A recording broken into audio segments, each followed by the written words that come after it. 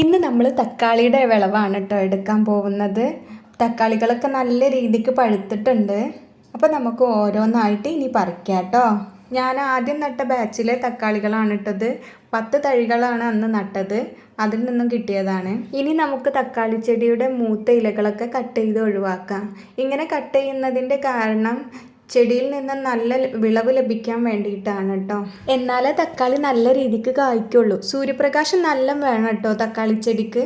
അപ്പോൾ നമുക്ക് ഇനി ഓരോരോ മൂത്ത ഇലകളായിട്ട് കട്ട് ചെയ്തിട്ട് ഒഴിവാക്കാം. അതുപോലെ തന്നെ അതിൽ നിന്നും പൊട്ടി വരുന്ന പുതിയ ഇങ്ങനത്തെ ഞാൻ കട്ട് ചെയ്ത് കണ്ടില്ലേ, അതുപോലത്തെ തൂമ്പുകളൊക്കെ നമ്മൾ കട്ട് ചെയ്ത് ഒഴിവാക്കണം കേട്ടോ.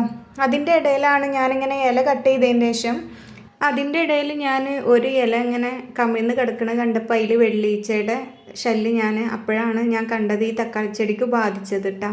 അപ്പോൾ ഇതിന് വേണ്ടിയിട്ട് ഞാനിവിടെ ഹൈഡ്രജൻ പെറോക്സൈഡാണ് എടുത്തത്. 10 ml ആണ് കേട്ടോ എടുത്തത്. അത് 1 ലിറ്റർ വെള്ളത്തിൽ ആഡ് ചെയ്തതിന് ശേഷം നല്ല രീതിക്ക് മിക്സ് ചെയ്തതിന് ശേഷം ഞാൻ സ്പ്രേ ബോട്ടിലാക്കിയിട്ട് ഇതുപോലെ തക്കാളിയുടെ ചെടിയുടെ ഇലയിൽ എല്ലായിടത്തും അടിച്ചു കൊടുക്കുകയാണ് കേട്ടോ ചെയ്യണത്.